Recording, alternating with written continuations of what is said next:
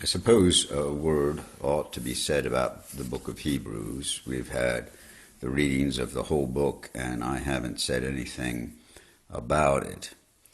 Hebrews comes, after all, the Pauline corpus, that is, all the writings of the Apostle Paul. The King James Version attributes Hebrews to the Apostle Paul, but no earlier documents of the Scriptures attribute Hebrews as a letter of the Apostle Paul. Modern critical scholars like to say that it is written in a quite different style. That may be so, but that doesn't necessarily mean that it's not the writings of the Apostle Paul. Romans is written in a very different style from 1 Corinthians, yet nobody doubts that the Apostle Paul wrote either of those according to style. But Hebrews seems to be quite a different book. Hebrew is actually probably originally a derogatory term.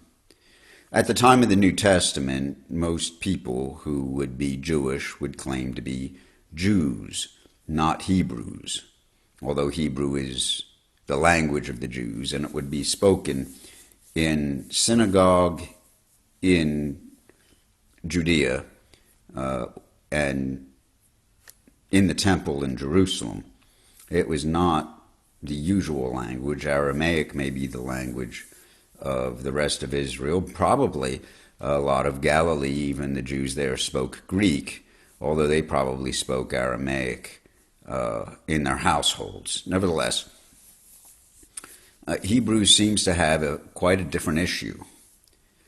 And one wonders, there are those places in Hebrews where it says that those who have received the gift, meaning the gift of the grace of the Lord Jesus Christ, and then turn back again, can no longer receive forgiveness, or it would seem that way. It seems to be a book warning against apostasy, that is, claiming Christ and then turning away.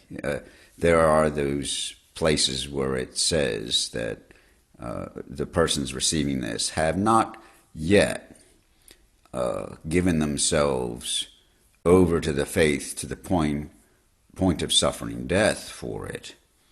And there's kind of the warning that that may be coming.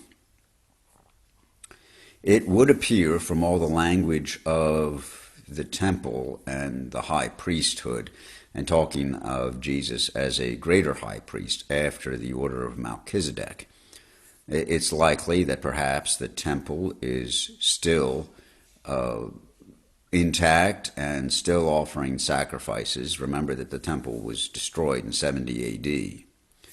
But it is also very likely that the persecution of Christians started with Jews persecuting Christians.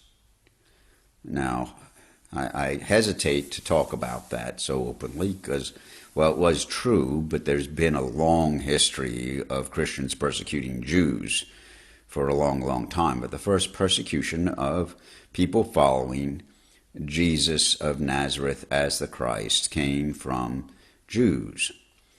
And I want that to be clear, that Romans might not have been persecuting Christians yet, but it might have been on the horizon. And the city of Rome and the Roman Empire tolerated Judaism.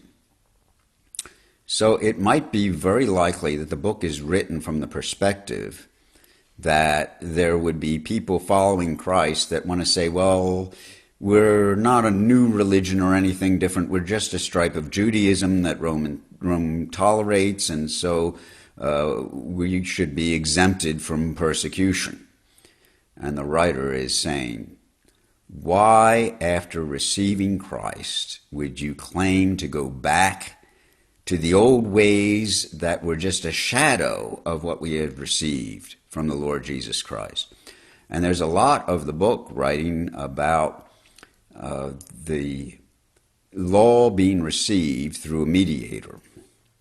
Now understand that when Moses received the law of God, or rather when Moses first encountered God in the burning bush, the Hebrew says that an angel of the Lord and appeared in the burning bush. There's the angel of the Lord in the Old Testament, and that seems to be representing God, but not quite God's presence. And the writer of the Hebrews is saying, if those who received the law through mediators and received the shadow of what was to come, including those who received the instructions of the building and the keeping of the tabernacle, which was a copy of what is eternal in the heavens, if they received the judgment of God when they fell away from it or fell into sin, even though they had all that, how much more will we receive judgment if for convenience sake we deny that we're following the Lord Jesus Christ, and this is something better and more complete than what was given through Moses, the law of God through Moses. So do not, if apostasy in Exodus and Numbers and in all the history of Israel was duly punished by God, when we've received God's very self in the Lord Jesus Christ, let's not deny that or claim that we can go back. So that seems to be the main thrust of the book. Something else, those chapters on faith in a letter, they are just brilliantly written. I mean, the language of Hebrews, when it's not talking about some of the more particulars, but even in those particulars, it is just fabulously written language. And while we're not sure who the writer is, and you can attribute it to Paul, it really doesn't matter. Remember that seems to be even in Paul's own writings, as well as the book of the Acts, that Apollos was known to be a brilliant orator and a great arguer in order to convince Jews that Jesus is indeed the Christ. Didn't seem that Paul, the apostle, had quite that gift. And so someone had suggested that maybe Hebrews was written by Apollos. Now, I don't think it really matters if we know who the writer is. One day we will find out when all our faith is made sight. I wonder if on that day we would really care one way or the other, but nevertheless, it is a fabulous book, especially the accounting of faith and the accounting of how Jesus is a high priest, greater than any one of the Levitical line. Now, as we approach Christmas, sometimes there are those who want to make Mary to be of the Levitical line and say that the genealogy of Jesus in Luke's gospel is from Mary's side of the family. Clearly in Luke, that's not what Luke is writing at all. And that's a wild stretch to try and tie that, well, Mary is a cousin of Elizabeth and she's married to a Levite, so maybe Mary really was of the Levitical line, and that's how Jesus is legitimate as a high priest. And no, that's not what Luke is offering at all. At all. We don't need to stretch things that far. I think that the example of Melchizedek, which means king of peace, and we don't know where he's from, yet he's recognized even by Abraham. I think that's a brilliant observation of the writer of the book of the Hebrews, and I think that's enough.